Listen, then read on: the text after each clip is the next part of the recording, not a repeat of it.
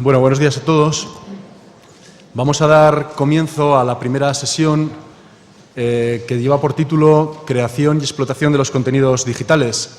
Desde el comité organizador pensamos traer diferentes puntos de vista para pensar y debatir conjuntamente sobre un tema tan amplio como es este de la creación y explotación de los contenidos digitales. Contaremos en primer lugar con la participación de Juan Arturo Puig, que hace 4 años decidió montar en plena crisis económica una pequeña empresa dedicada a eso, a crear contenidos digitales. Encontró una nueva oportunidad en este mundo cambiante y en la posibilidad de crear contenidos de otro tipo y para otro tipo de dispositivos, y nos hablará desde la realidad de una pequeña empresa que todos los días lucha en el mercado por trasladar el expertise que ha ido acumulando en un sector como el editorial y en sectores como los videojuegos a la situación actual del mercado. También como manera de trasladaros la ilusión o la pasión para todos aquellos que en vuestro desarrollo profesional podáis estar pensando que hay hueco para también lanzarse y crear vuestra propia empresa. Posteriormente hablará Francisco Asensi, que es director de Desarrollo de Negocio de Radio Televisión Española. Televisión Española, sabéis que asumió el reto del cambio en los estilos de vida, en los consumos de los contenidos digitales, creando un proyecto como es Radio Televisión RTV a la carta. Quien más, quien menos, ya tenemos la posibilidad desde nuestro iPad por la noche de ver buena parte de los contenidos que Televisión genera o escuchar los podcasts a la hora que queramos, en el lugar que queramos, siempre que tengamos conexión a Internet. Hay una gran cantidad, un tesoro infinito de recursos digitales en Televisión Española y Francisco Paco nos hablará de cuáles son las posibilidades, qué nuevos horizontes o qué nuevos modelos de negocio surgen para poder explotar todos esos contenidos que existen. Y finalmente, Juan Gascón es director de contenidos digitales y de I+D de Ametic. Ametic es la asociación que agrupa un sector de presente y de futuro en España, agrupa el sector de la electrónica, las telecomunicaciones, las tecnologías de la información y los contenidos digitales. Como digo, un sector de presente y de futuro que entre sus actividades siempre se ha dedicado a analizar y a poner el foco y la lupa en cómo los contenidos digitales pueden ser un elemento de generación de mercado, de nuevo mercado, y hablará del sector infomediario. Ellos han hecho un estudio que se está convirtiendo en referencia sobre contenidos digitales. El último de ellos, el 2012, hablaba de la oferta de contenidos digitales, nos hablará de ello. Y también ha habido una preocupación por parte de Ametic intensa en ver cómo están variando los perfiles profesionales, cómo hay nuevas capacidades, competencias, actitudes, habilidades que ir generando para que la gente que, como vosotros os dedicáis a la gestión de la información, pues vaya adquiriendo competencias que le permitan también dar respuesta a nuevas tendencias en el mercado. Entonces, Juan, desde esa posición y desde ese atril también preferente, como es una asociación donde residen las principales empresas del sector, creo que nos puede dar también una visión muy, muy interesante. Como decía al principio, el tema de la creación y de la explotación de los contenidos es inmenso. Esperamos que con estas 3 pinceladas podamos dibujar un mapa que nos permita, ellos harán las intervenciones, si os parece, seguidos, y luego abriremos un espacio de 10-15 minutos para que cualquier pregunta, cualquier cuestión pueda ser resuelta por parte de los ponentes. Sin más, no sé si está preparado, ¿no? ¿Todavía estáis ahí? Daría la palabra, si no, a Juan para que comenzara, cuando podamos solucionar estos problemillas.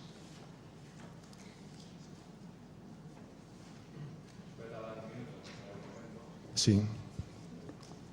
Vale.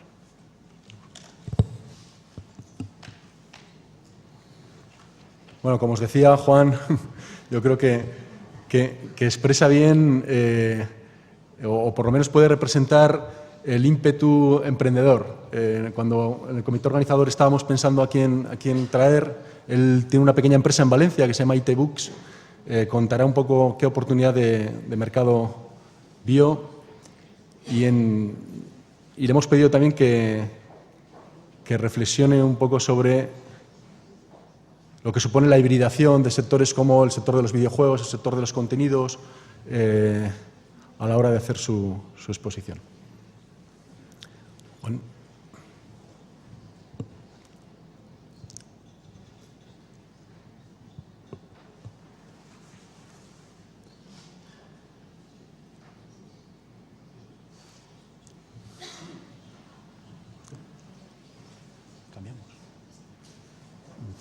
presentación? Si no, si hay algún problema, empezamos con Francisco Asensi. Sí, Francisco, entonces empiezas tú, comienzas tú. Adelante.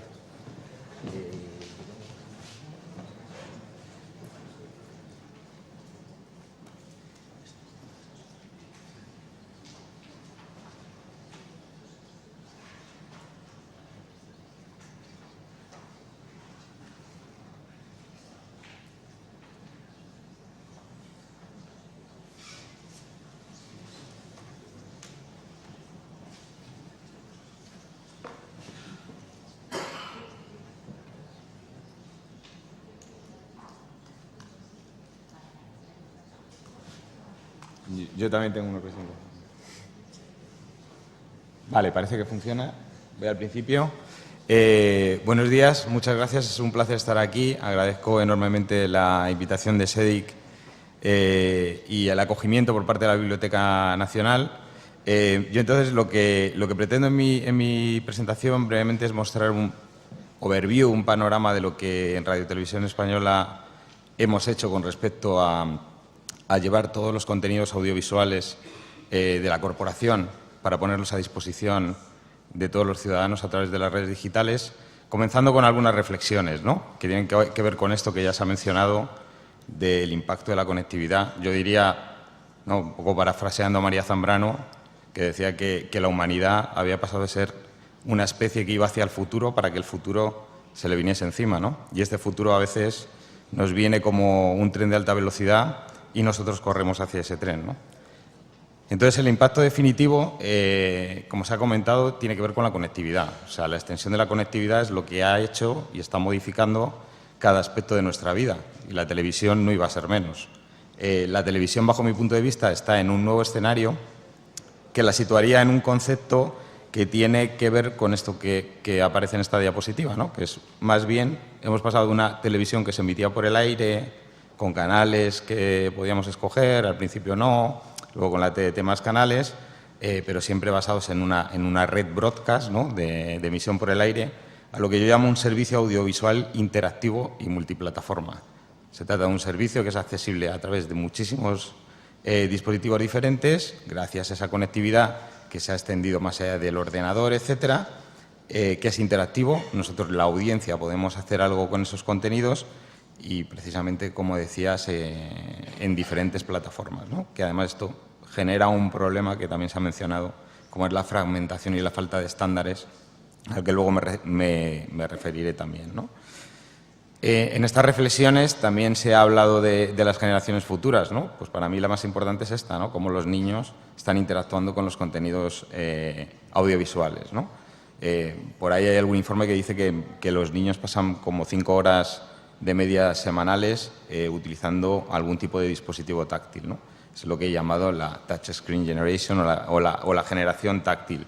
Incluso los niños ya no distinguen, como se ve en esa imagen, qué dispositivo es táctil del que no lo es. Y no es raro ver a un niño intentando manejar el televisor con la mano, intentando pasar la imagen. El pobrecito de él no sabe que esa imagen no se puede pasar, o que los niños te pregunten mientras ven la televisión y ven un corte publicitario, sáltame eso, ¿no? Eso en la emisión lineal no se puede saltar.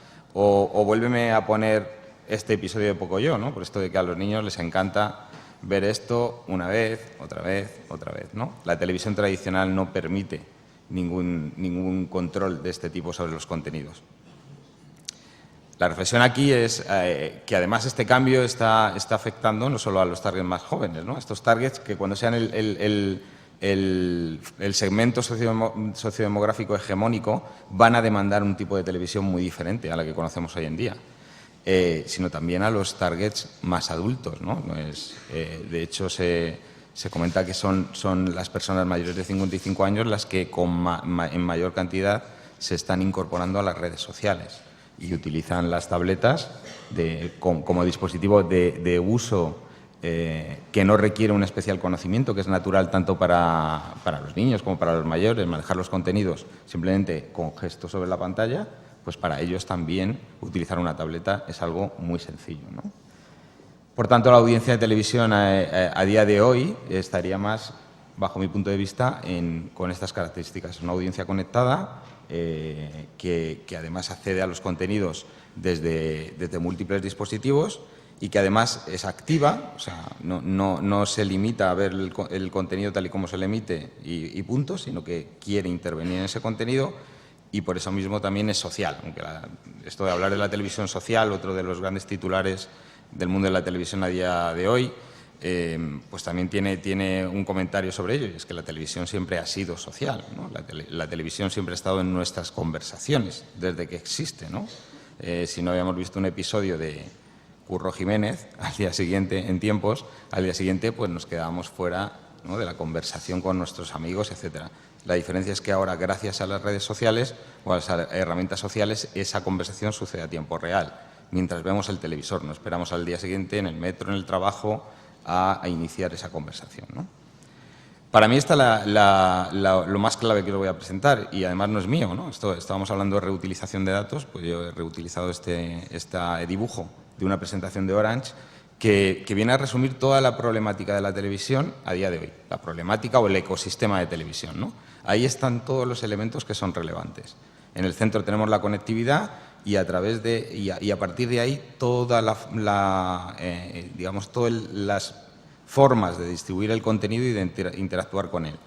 Veréis que ahí se habla, por ejemplo, de gamification o gamificación, ¿no? O sea, que es como un término inventado que suena bastante mal y que todavía no le hemos encontrado un término en castellano, ¿no? Y que tiene que ver con ese hecho de importar las dinámicas de los videojuegos al visionado de televisión, ¿no?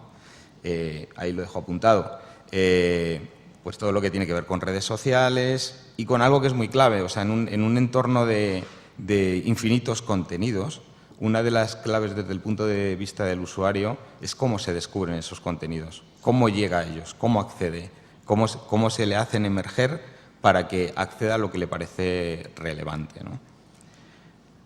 En cuanto a producción de contenidos, ya estamos en este mundo, ¿no? O sea, a mí me llama mucho la atención este tema de los drones, por supuesto de uso pacífico. El otro día, de hecho, en el telediario emitíamos una pieza sobre el uso de drones en la agricultura, ¿no? Bueno, pues los drones de estas características, estos pequeños drones, en Estados Unidos se estima que ya 500.000 de ellos sobrevuelan las cabezas de los estadounidenses. Se pueden comprar en la FNAC y en otras tiendas de consumer electronics. Incluso tienen ya su Drone Film Festival, ¿no? O sea, contenidos generados a través de drones y que se presentan en festivales de cine especializados, ¿no? También me llama mucho la atención este otro ejemplo, ¿no? Canal 180 de Portugal, que se postula a sí mismo como un canal open source. ¿Y en qué consiste este canal de televisión? No es un canal online solo, es un canal que se emite en televisión, en los operadores de cable de Portugal.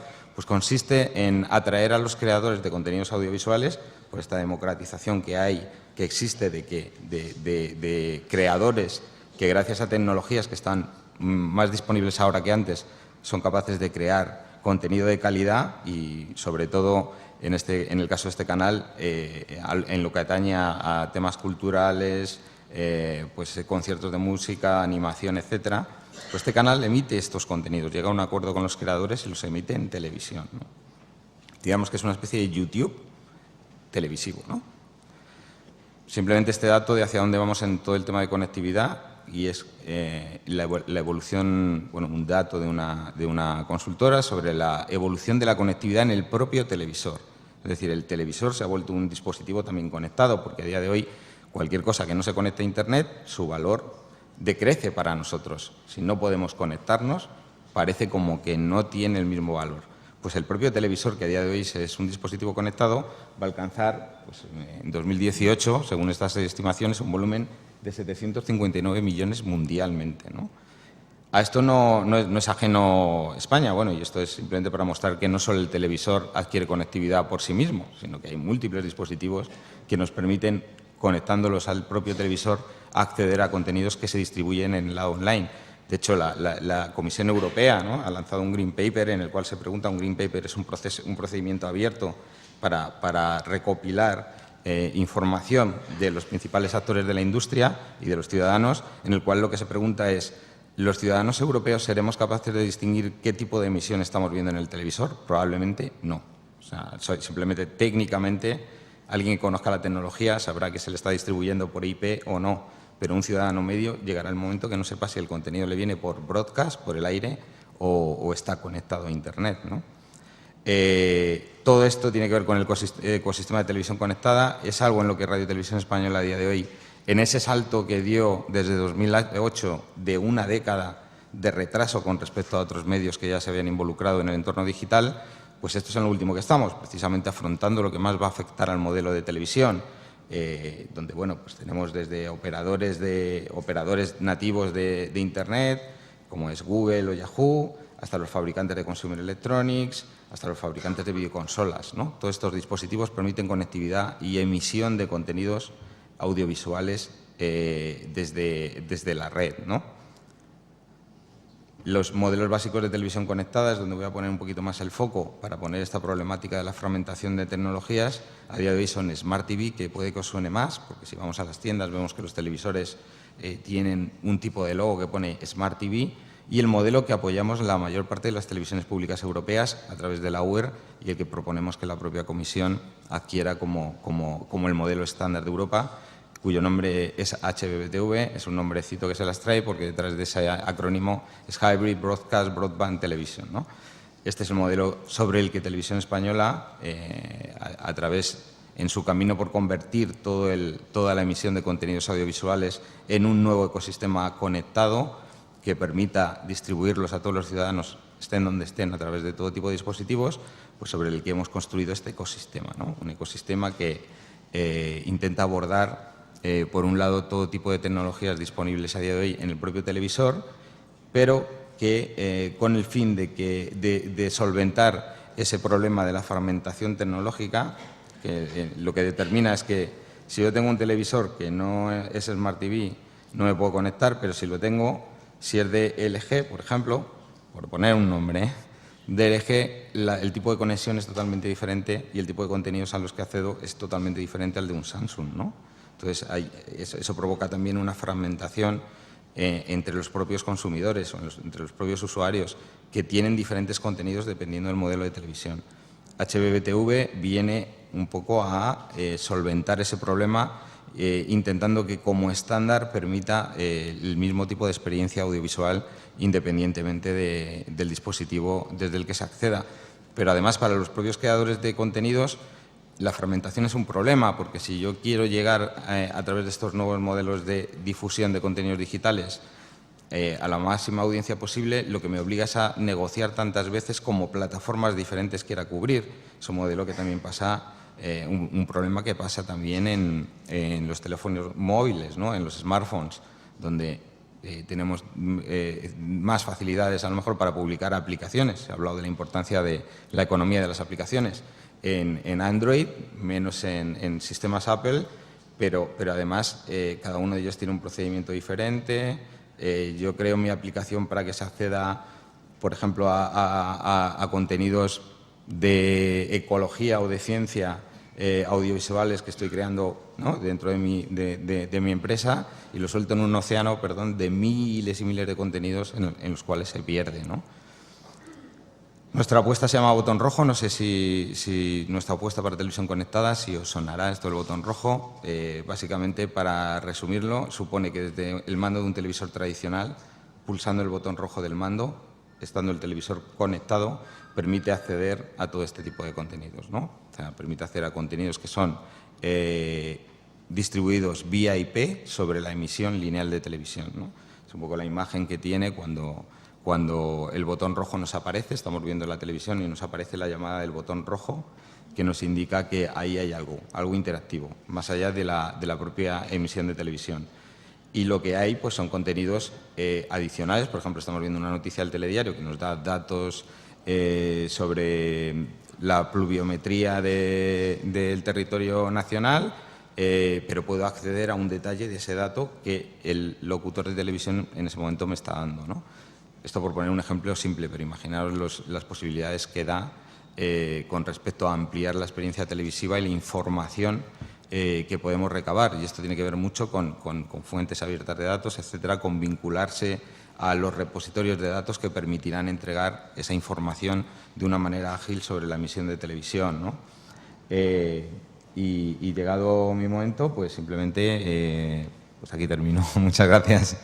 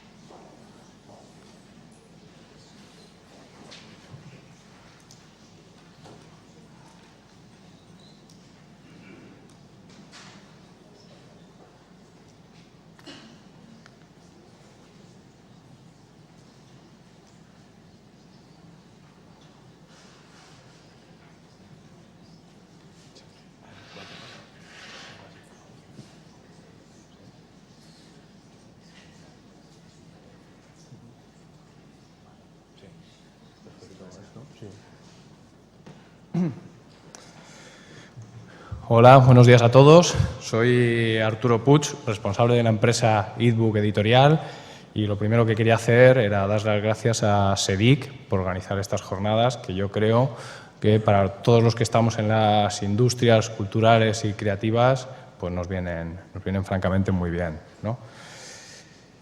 Y voy a empezar con la exposición que traía, cuyo tema que proponía era la creación y explotación de contenidos digitales. Nosotros, como empresa, que no somos una institución, no somos la Biblioteca Nacional, somos una empresa, lo que hacemos es crear y explotar este tipo de contenidos con fines lucrativos, ¿no? Somos industria. Pequeña industria de contenidos culturales, pero industria, 10 personas trabajando en esto, en la creación y en la explotación de contenidos. Nos hemos especializado en el desarrollo de aplicaciones que nosotros consideramos que permitan al editor seguir generando contenido idóneo, aun cuando el método y los soportes pues están cambiando.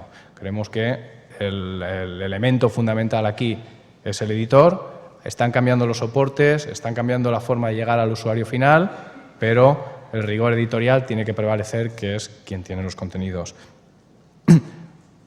Hasta la fecha hemos hecho cuentos infantiles para nosotros mismos, siendo nosotros los creadores y siendo nosotros los explotadores.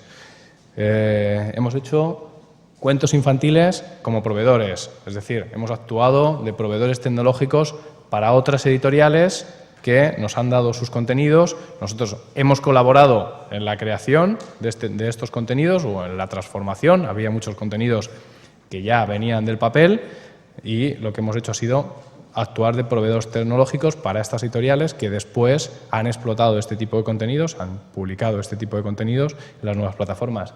Esta fue una colección que hicimos con Santillana, una colección de cuentos que tienen sobre un personaje famoso para ellos, Mika, que ahora mismo te puedes descargar tanto en la Apple Store como en el Google Play.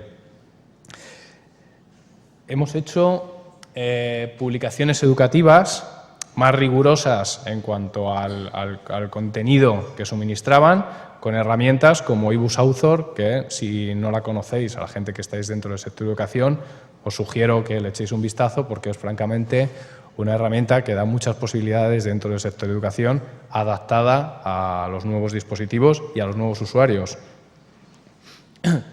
Hemos hecho aplicaciones kiosco, es decir, contenedores de publicaciones que existían o no existían en papel y que ahora han dado un salto a los nuevos soportes, en concreto a las tabletas, aunque también a los teléfonos y a las pizarras digitales, incluso a los portátiles y sobremesa.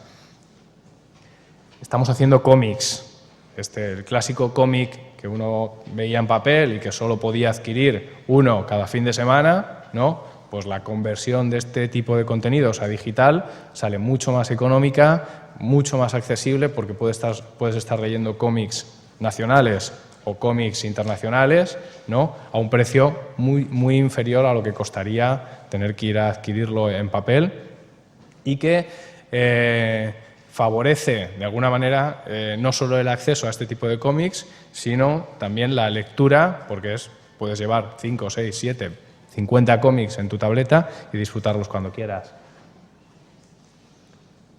Y en lo que más estamos trabajando ahora, y ya en las dos intervenciones que hemos tenido, yo ya he oído hablar de ello, es en los juegos educativos, es decir, contenido educativo adaptado a este tipo de soportes y a un tipo de usuario nuevo, cuyo peso el juego es muy importante. Este es un caso de éxito que hemos hecho con la editorial Santillana, se llama Pupitre. Ahora mismo se lo puede uno descargar en la Apple Store, en Google, y lo que hace es proponerte actividades curriculares de una forma divertida. Entraré un poquito más a fondo si tengo tiempo a continuación. Este es otro caso de éxito, Play with English, una propuesta de la editorial Vox, es la parte más de idiomas de la editorial Larousse, cuyo objetivo es fundamentalmente educativo, es decir, que el chaval aprende inglés, pero lo hacen a través del juego. Colocan lo que también hemos hablado ya, dinámicas de juego para que los chavales se sientan motivados a continuar este método de aprendizaje de inglés que termina enseñándote cerca de 200 palabras. Bien, os hablo yo como industria, ebook como industria, cómo hemos sobrevivido hasta la fecha. Bueno, pues empezamos en el 2009, ya hace 4 años de esto, parece que era blanco y negro, no existían tabletas cuando empezamos a hacer contenidos en digital. Nos hicimos ricos, por ahora no, y no tiene pinta, es decir, no vimos aquí un negocio sin un trabajo. Vimos una oportunidad, un hueco, había un nuevo usuario, había unos nuevos dispositivos y había unos contenidos excelentes, unas editoriales con una cantidad de trabajo de 5 siglos excelentes, que ahora deberían, o así es como nosotros queremos, deberían convertirlo a un nuevo dispositivo, ¿no? No sé si me dejo... No.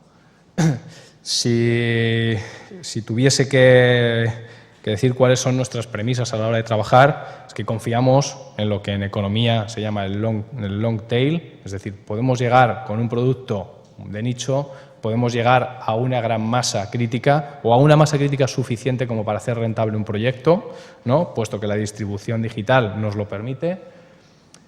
Hacemos aplicaciones con contenidos propios, hacemos aplicaciones para otras editoriales, es decir, no somos únicamente proveedores editoriales, sino que tenemos, digamos, nuestro interés editorial en generar contenido.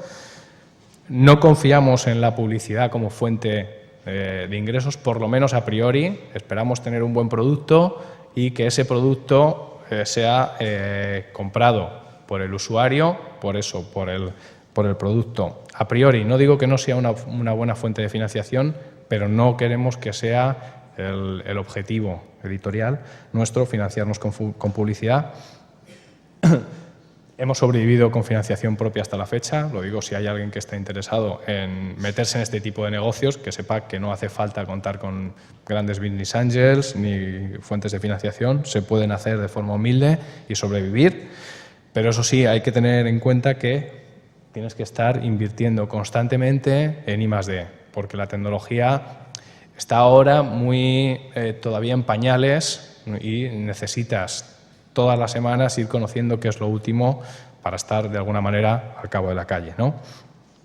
Y algo muy importante, me lo he dejado para el final para poder hablar un poquito, es pensar que estamos en un mercado global, ¿no? Que lo que hagas, aunque lo hagas desde, como nosotros lo hacemos, desde Valencia, en un estudio en el puerto de Sagunto, pues estamos vendiendo para gente que está pues en cualquier parte del mundo, ¿no? La internacionalización. Bien, nuestras aplicaciones pues las hacemos hasta en 11 idiomas. Nuestros ingresos, esta es un mapa desde donde vienen nuestros ingresos para que veáis que desde España pues es un porcentaje, pero Brasil y Estados Unidos pues también tienen otro porcentaje. Un caso concreto nuestro, y quiero entrar aquí, fue Cadavercita Roja. Hicimos una versión de Caperucita, un nicho, a gente gótica que le pudiese gustar este contenido, idóneo.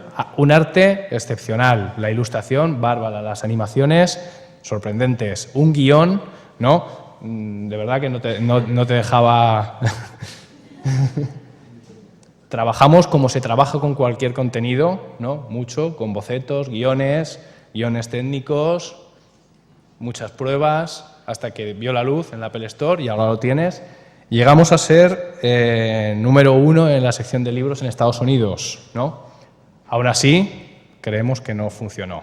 La realidad es que no fue un gran éxito. Y voy a decir por qué. Y es que intentamos competir contra el papel. Intentamos competir incluso contra el cine. Y ahí es donde nos equivocamos, ¿no?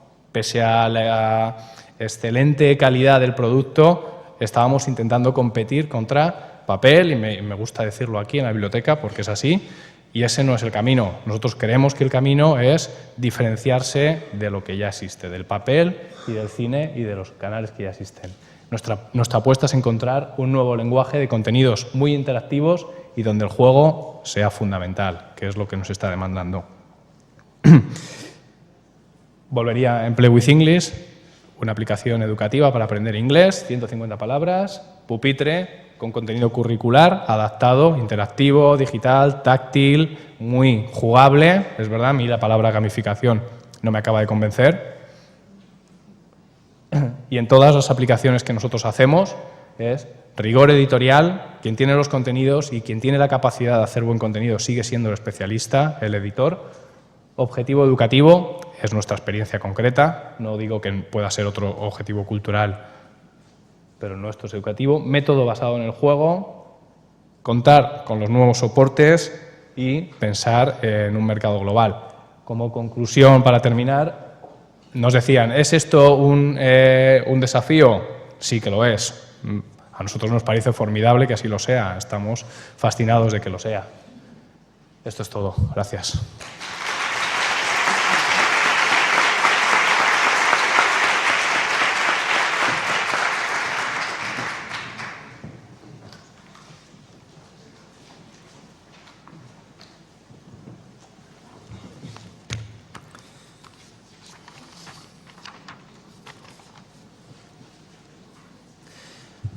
Bueno, buenos días a todos.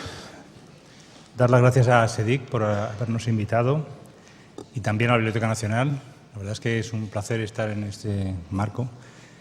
Y yo voy a hablarles de un estudio que yo creo que está ahora mismo bastante en los medios de comunicación, que precisamente es lo que se llama nosotros PACET 7, que es perfiles profesionales más demandados en el ámbito de los contenidos digitales, y que hemos hecho una proyección desde 2012 al 2017. Este estudio, que además lo pueden consultar en nuestra web, en www.ametic.es, creo que es bastante relevante que entremos un poco a fondo. Pero antes de hablar del estudio, quiero que vean esta fotografía, porque es una fotografía que apareció en uno de los tsunamis del sudeste asiático, en una cámara, y el que hizo la fotografía todavía la están buscando.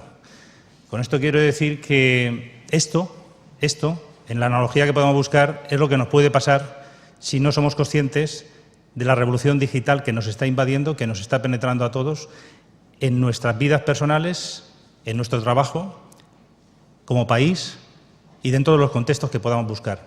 Porque en este momento es una auténtica revolución, como voy a intentar demostrar.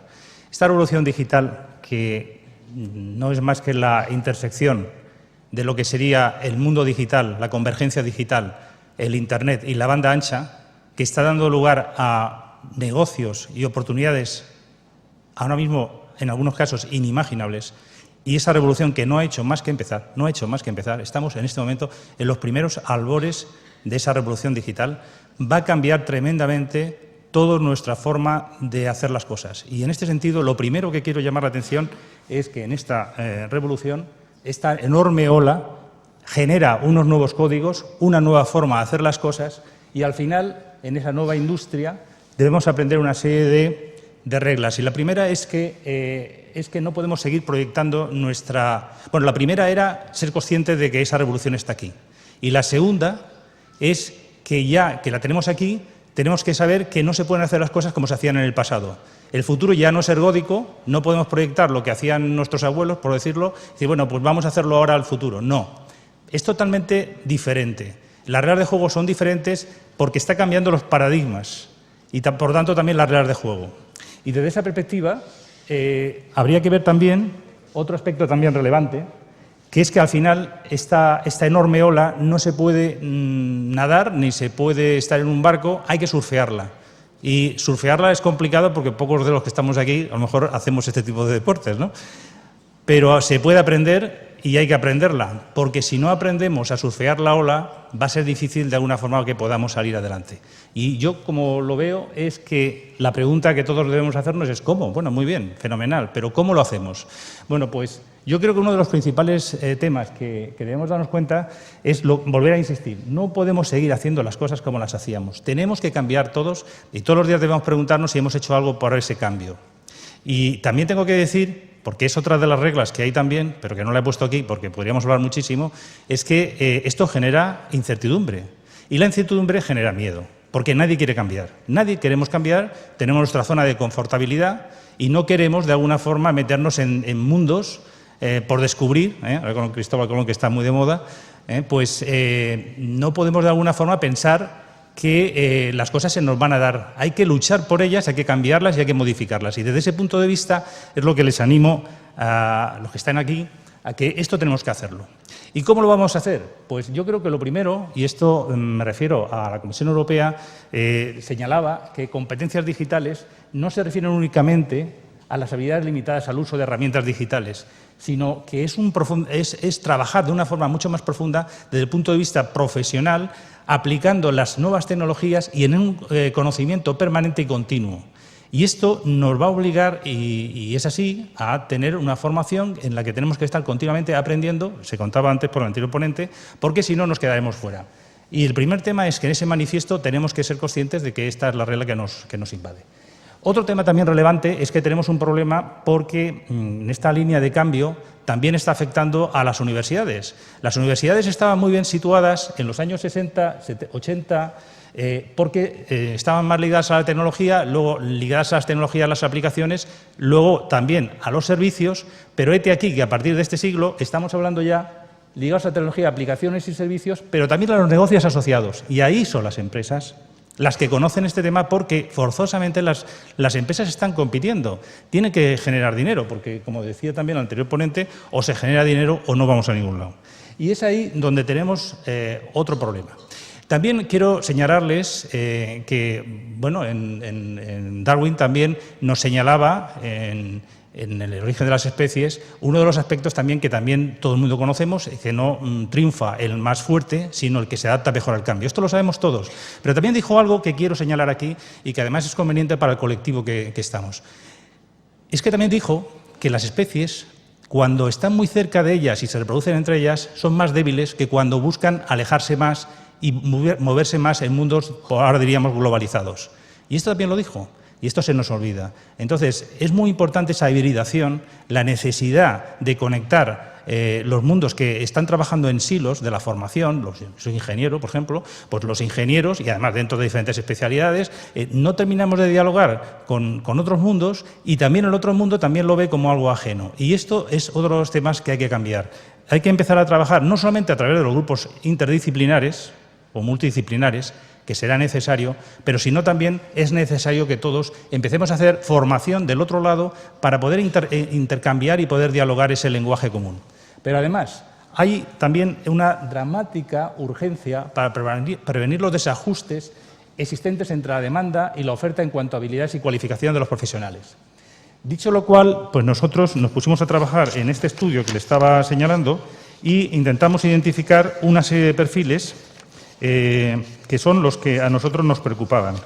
Perfiles que además están basados en una proyección del 2012 al 2017 y que yo creo que en este estudio, que pueden ver ahí las diferentes, porque se ha hecho con bastante profundidad, ha intentado de alguna forma también ver qué formación se estaba dando en este momento y qué formación es la que es necesaria y que todavía no se está dando ni por las enseñanzas regladas ni siquiera a veces en la propia formación privada. Y vamos a ver que el primer tema es que nosotros nos fijamos en lo que nosotros entendemos como los contenidos digitales, pero no solamente los contenidos, sino también los servicios, los contenidos y servicios digitales, y es más, la economía digital. Nosotros estamos hablando ahora de la economía digital. La economía digital, como he querido señalar anteriormente, nos está invadiendo a todos y está haciendo que esa revolución digital haga que todos tengamos que hacer ese cambio. Esa revolución digital que, como ven, hemos trabajado en el core de la industria, en la parte más convencional, que es el audiovisual, los videojuegos, la música, las apps, las publicaciones, las aplicaciones y los contenidos, pero también en una parte que son sectores subyacentes, que son todos los temas relacionados con el comercio electrónico. Tema también muy importante y muy relevante. Pero además también hay otros sectores que también están afectados, como es la banca, como son los seguros, como es las infraestructuras, que van a estar también penetrados, por decir algunos, que dentro de este nuevo mundo de los contenidos y los contenidos de los servicios digitales. Al final, en este estudio, que voy a dar simplemente un pequeño briefing, se habla de dos escenarios. Si fuera un escenario que hiciéramos bien los deberes, hiciéramos bien las cosas, primero, concienciándonos de que este problema lo tenemos y tenemos que cambiarlo, y que tenemos oportunidades y no hay que tener ningún complejo, porque todos estamos empezando de cero.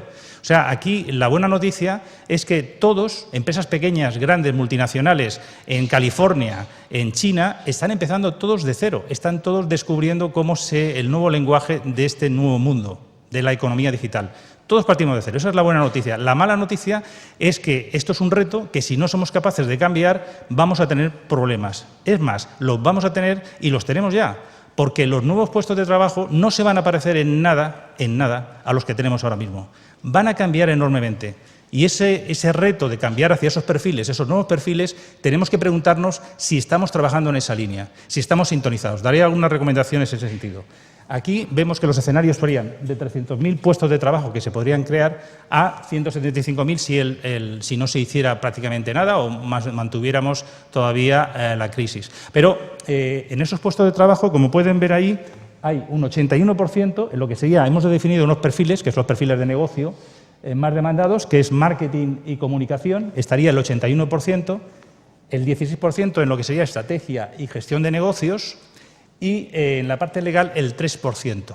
En legal, pues claro, por ejemplo, por poner algunos ejemplos, estamos hablando de especialistas en todo el tema del e-commerce o en los temas de la propiedad intelectual. Muchos de los negocios no se van a desarrollar o no van a poder funcionar porque van a estar cerrados o no se van a abrir las puertas porque hay necesario desarrollar aspectos legales como podría ser la privacidad.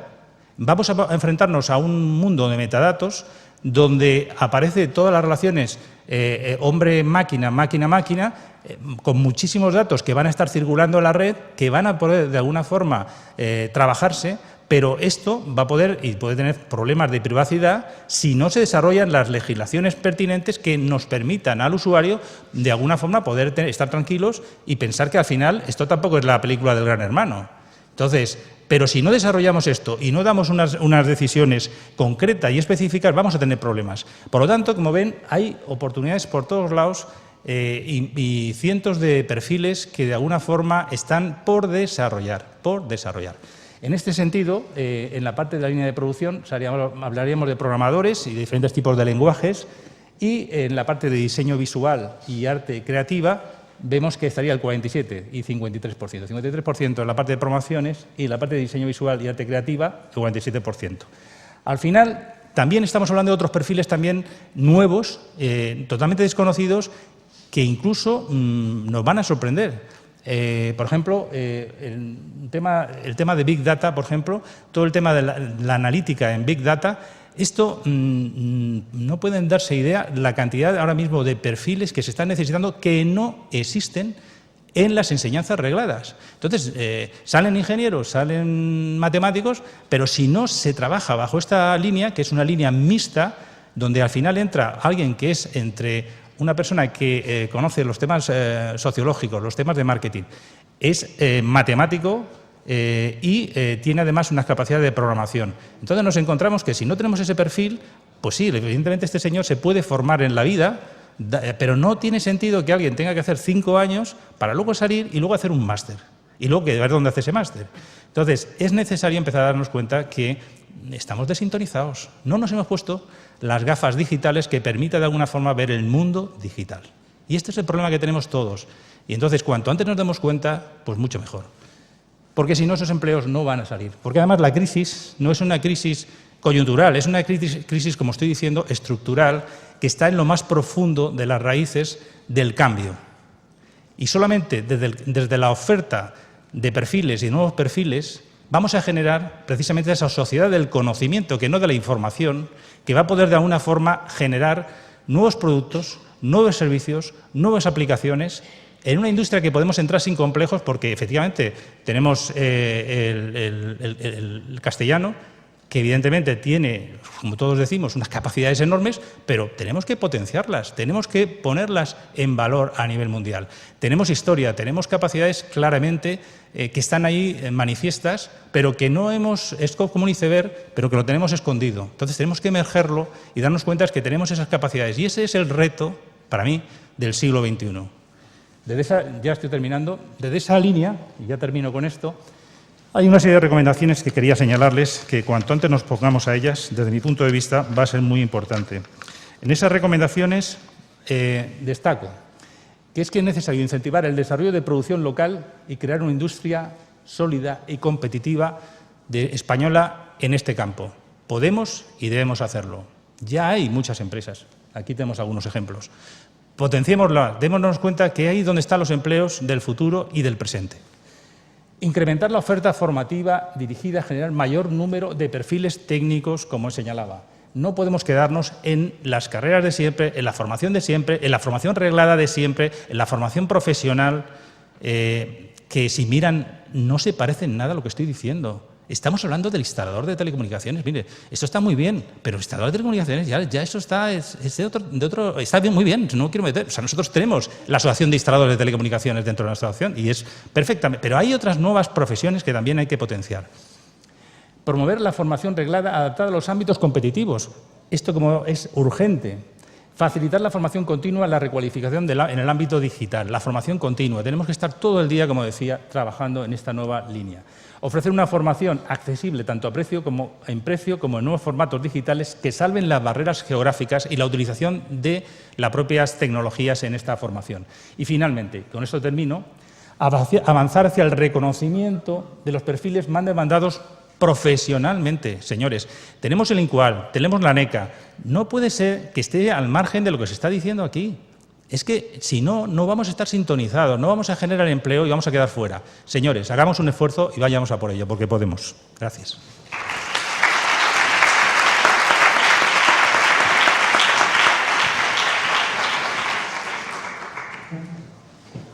Bueno, agradecer a Juan Arturo y a Paco sus intervenciones. Damos paso al turno de preguntas. No sé si hay alguna cuestión, alguna pregunta que haya surgido. ¿No? ¿No os animáis? Bueno, si no os animáis, yo haría una pregunta. Se ha hablado en las intervenciones anteriores de la potencia que puede tener Open Data y de la reutilización de datos del sector público. Me consta que Ametic ha trabajado también en todo lo que afecta a generar una cultura que propenda hacia datos abiertos y hacia la explotación de esos datos a través también de Link Data, Link Open Data. Se habló de Europeana, que es un caso magnífico para expresarlo. También creo que, por parte de Televisión Española, pues dentro de esos posibles nuevos modelos de negocio, aparte de la estandarización, como nos ha hablado Paco, pues se piensa en todos estos temas en la medida en que tienen gran cantidad de contenidos. Y el otro día en una conversación con Juan, desde el ámbito de la PYME, pues también hablábamos de en qué medida el conjunto de contenidos que están siendo generados no solamente por instituciones editoriales, sino por pues esa inteligencia colectiva o ese conjunto de profesores que vierten en la red o trasladan contenidos, puede de una u otra manera ser aprovechado. Me gustaría conocer la opinión de cada uno de ellos a este respecto y, luego, si tenéis alguna pregunta, pues que se las podáis trasladar. Sí, Juan.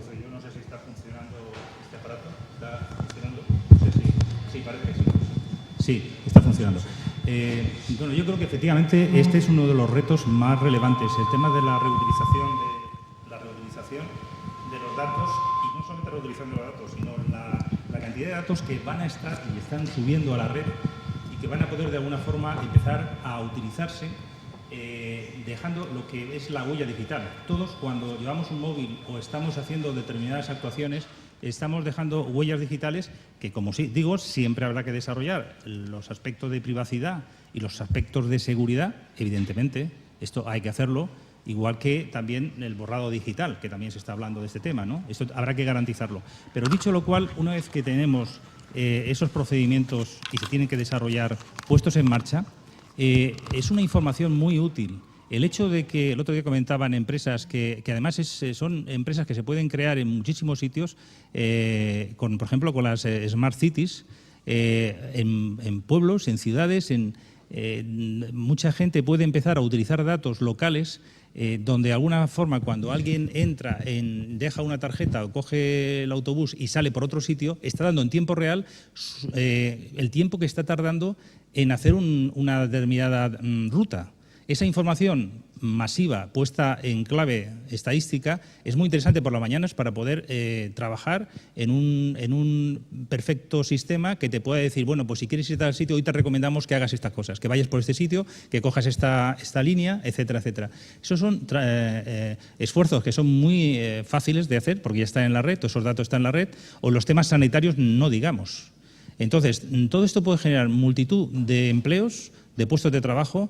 Se está trabajando bastante bien, yo creo que en la Administración en este campo, se ha comentado tanto de los aspectos culturales. Nosotros entendemos también que vamos más allá de los aspectos culturales, porque queremos que es que todo se junta. Al final he querido demostrar que todo converge, la digitalización hace que converja todo y no debemos empezar a buscar las fronteras de esto es cultural y esto no es cultural, es que es todo al final una oportunidad de generar negocio y detrás de generación de negocio hay empleo. Por lo tanto, para nosotros creemos que hay oportunidades por todos lados y yo creo que lo importante es que tomemos esa ventaja competitiva que otros países a lo mejor van a estar dudando y por qué no podemos hacerlo nosotros. Yo creo que perfectamente lo podemos hacer sin ningún problema, sin complejos, sobre todo sin complejos. Bueno, se me oye, ¿no? Sí. Se oye, ¿no? Sí.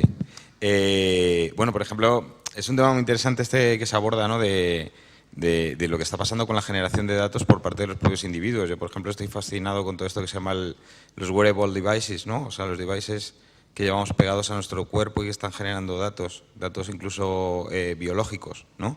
¿Y a dónde nos va a llevar eso? Porque ahora mismo esos datos los puedo compartir en una... Bueno, yo llevo uno, de hecho, o sea, para que vaya a decir otra cosa. Un Fitbit se llama, ¿no?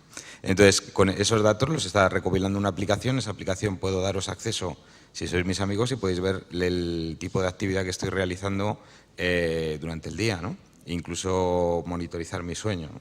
Todas estas cosas a donde nos van a llevar pues son realmente increíbles y desde luego tienen componentes importantes de privacidad y de quién puede o no utilizar esos datos, ¿no? Pero más allá, desde luego, las fuentes fiables de datos y las fuentes públicas para un medio como Radio y Televisión Española son bueno, pues, una vez más, como se ha dicho, ¿no? Los datos son el nuevo petróleo, ¿no? Con el petróleo hasta ahora se hacen muchísimas cosas, ¿no? Muchísimo producto derivado. Un medio de información con datos públicos de fuentes fiables puede hacer muchísimas cosas. Y aunque nosotros estamos en un camino incipiente, ¿no? de la explotación de ese tipo de tecnologías, ¿no? Ya hemos hecho algunas pruebas, ¿no? Cómo enriquecer la información que se ofrece al ciudadano de unas elecciones locales utilizando otro tipo de fuentes y cruzándolas con datos socioeconómicos de las diferentes localidades de España y mostrar posibles tendencias de voto en función de si las personas viven en áreas rurales con una urbanidad más dispersa o viven en grandes ciudades, ¿no? Y si eso afecta a la climatología media, la pluviometría media del año en la tendencia del voto y en la participación electoral. O sea, este tipo de información es realmente relevante, ¿no? O sea, yo como consumidor de información me parece relevante. Y todo eso es simplemente el principio de a dónde nos puede llevar esto, ¿no? Sí. ¿Sí? Sí. Bueno, yo creo que en cuanto a experiencia de uso, lo que es lo que nosotros llamamos o el Internet de las cosas, que es estos dispositivos que los vas a llevar conectados a ti o a tu nevera y van a proporcionar una información. Esta información después se va a poder aprovechar para que tú disfrutes más, ¿no? Y aquí me quedo, para que tú disfrutes más. No entro en las connotaciones legales o privacidad. Yo creo que ahora mismo es posible. Van a generar muchísimos puestos de trabajo, por supuesto, porque va a haber mucha gente que va a tener que conocer cómo tratar esos datos de forma, por una parte técnica y por otra parte analítica, y aquí en la analítica pues están los estadísticos, la gente que haya estudiado estadística, los matemáticos y la sociología, para que en beneficio de esto pues todos los usuarios nos podamos enriquecer de unas experiencias pues de salir a correr y saber mejor qué tiempos has hecho, compartir tu carrera con otro compañero o saber si la nevera pues la tienes más o menos vacía, ¿no? Yo creo que sí que hay también ahí un futuro que yo creo que no es futuro, que es presente. Muy bien, muchas gracias. Por favor, adelante.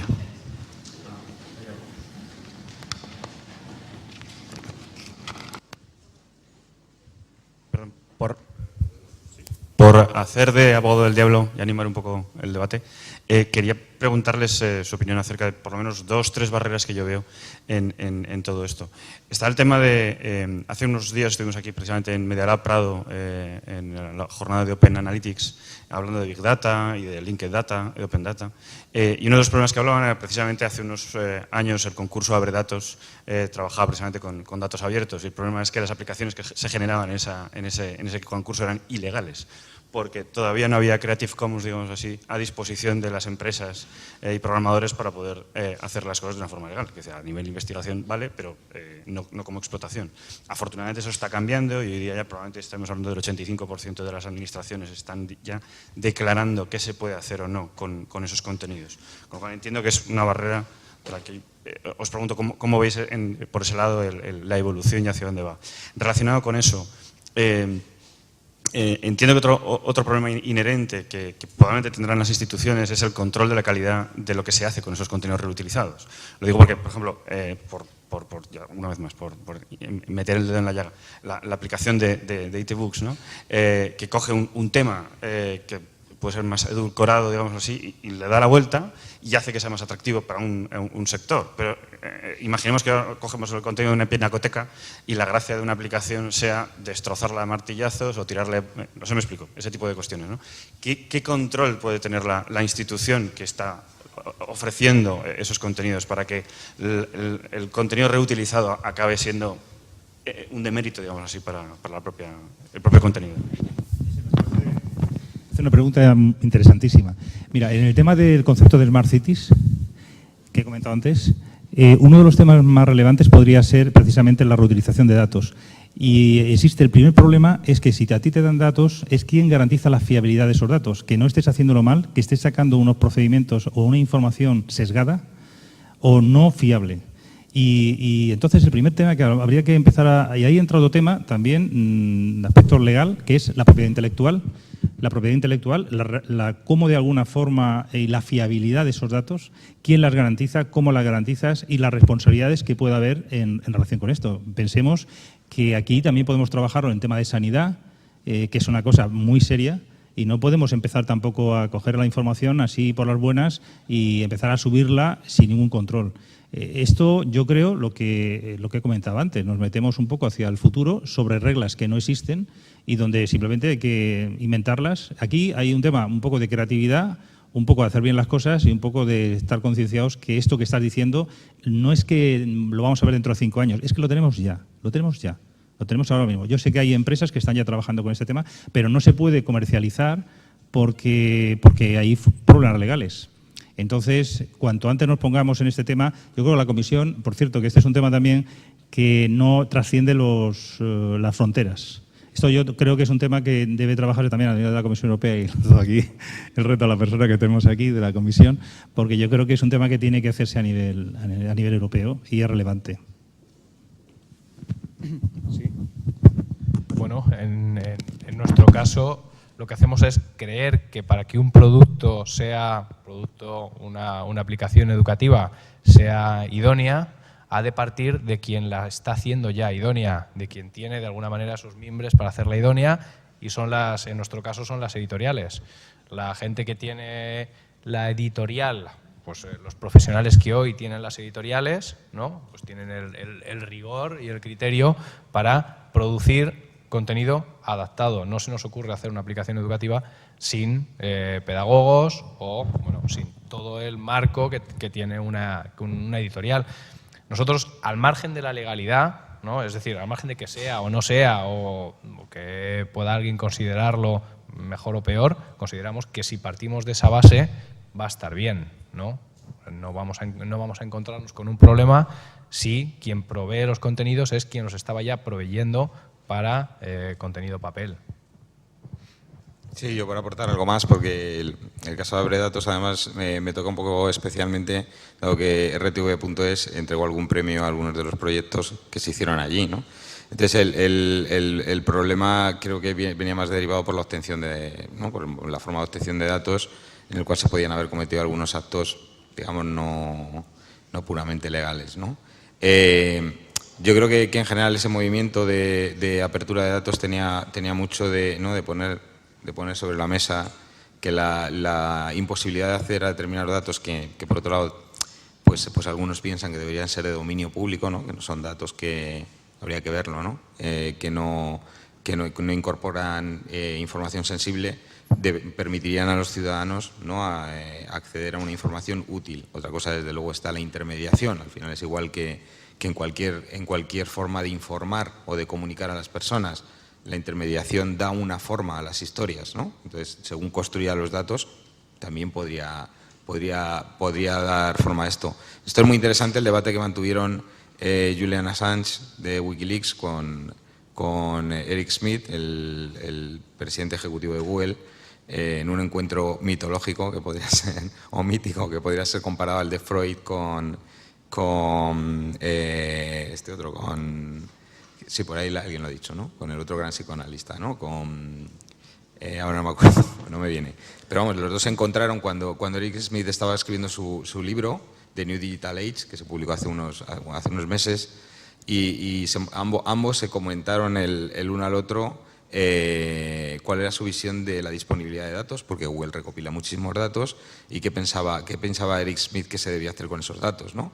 Entonces, Eric Schmidt le ponía el ejemplo de cómo él soñaba con un mundo en el cual los policías llevasen en sus coches sensores y cámaras, bueno, no sé si habéis leído el libro, ¿no? Pero cuenta esto así, ¿no? Y cámaras que les enfocaran a ellos de tal manera que cualquier ciudadano pudiese comprobar la legitimidad de la acción de la policía, ¿no?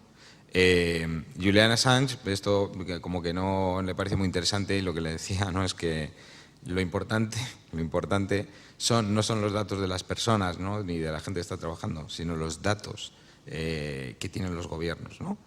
Parece que no quedaron muy bien, y recientemente Julian Assange, en este punto, en esta historia de amor-odio que mantiene con Eric Schmidt, publicó en The Guardian un artículo, según se publicó el libro de Eric Schmidt, que os recomiendo que busquéis, es fácil encontrarlo, donde le critica punto por punto cuál es la visión de la compartición de datos en el punto de vista de Eric Schmidt, ¿no? Una visión puramente quizá más orientada al negocio, ¿no? Muy bien, damos la palabra al representante de la Comisión. Por pequeñas alusiones. Bueno, dos cosas. Lo primero, decir que muchos de los temas que se han comentado hoy están desde luego en la agenda de la Comisión Europea. Y un mensaje muy positivo es que en el 22-23 de octubre, por primera vez, los jefes de gobierno estuvieron discutiendo durante 3 horas sobre la agenda digital. Y eso estaba en la agenda antes que se descubrieran todos los temas del gobierno de Estados Unidos que conocemos, que llevó a que se discutieran durante 6 horas. 3 horas el tema americano y 3 horas la agenda digital.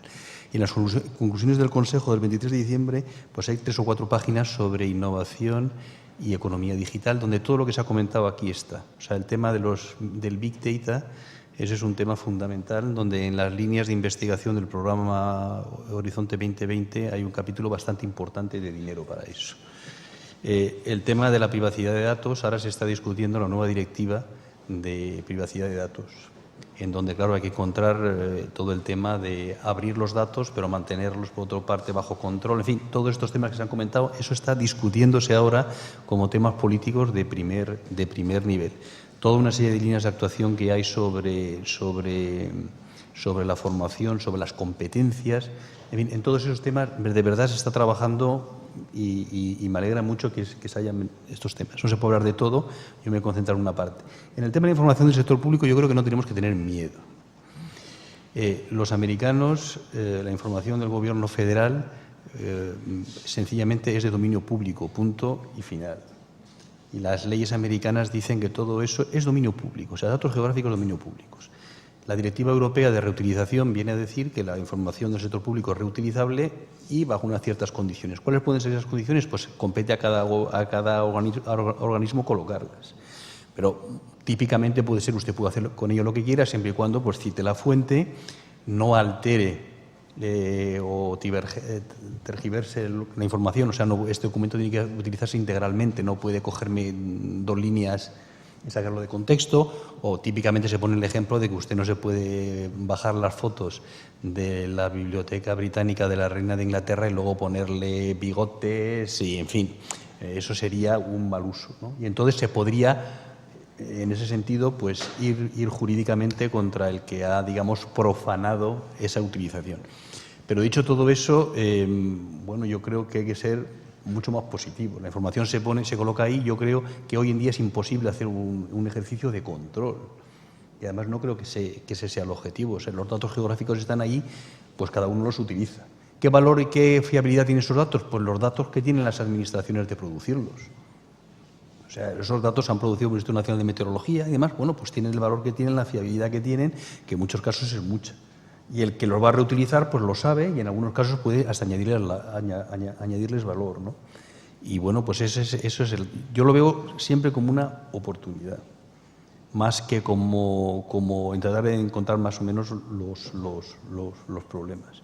Y por supuesto el gran valor que tiene la reutilización es juntar fuentes de información diferente, como se ha dicho. Ahí es donde está el auténtico interés de las empresas privadas o de los reutilizadores, que pueden coger fuentes de diversos organismos, de diversos países o diversos sectores y producir ya contenidos nuevos de valor añadido que parten de esta información pública como materia prima, pero que le dan un valor y una actividad profesional, un interés, una comercialización y, bueno, en fin, en resumidas cuentas, pues creación de trabajo, creación de empleo y nueva inteligencia económica, llamémoslo como queramos.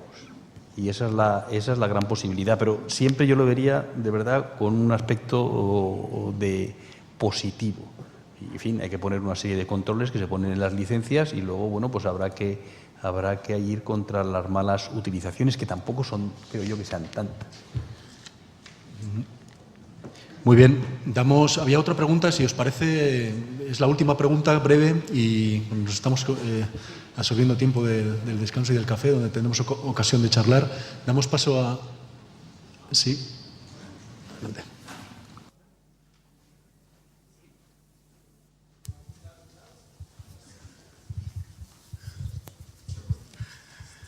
Sí, hola, ¿qué tal? Muy breve, muy concreta y dirigida a una persona, para no alargarnos, que tenemos aquí el Twitter con 140 caracteres, pero las respuestas son de miles de caracteres.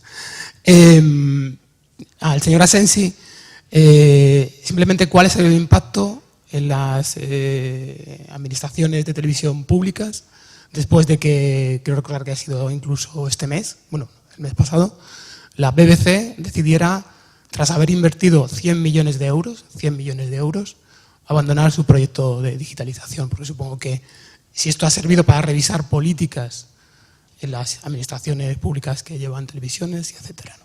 En el caso español, evidentemente, sí hay alguna reacción. Bueno, desconozco exactamente el hecho de la BBC en que ha modificado su proyecto, pero probablemente, o sea, no tenga la misma problemática que tiene una televisión como Radio Televisión Española, ¿no?